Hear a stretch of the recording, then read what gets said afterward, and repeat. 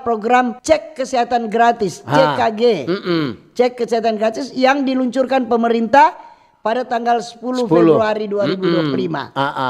Jadi siapa yang hari jadi boleh periksa gratis. Jadi program ini bertujuan untuk supaya meningkatkan kualitas kesehatan masyarakat, betul. Kemudian mencegah penyakit sejak dini. Jadi cara mendaftar ada aplikasi Satu Sehat Mobile.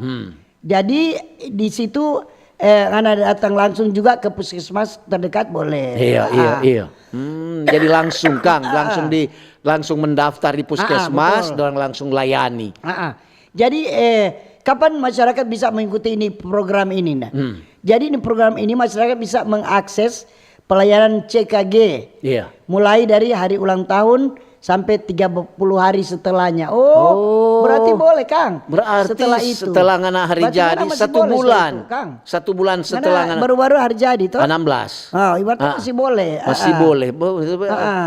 Jadi ini termasuk anak-anak usia sekolah, termasuk anak SD, SMP, SMA.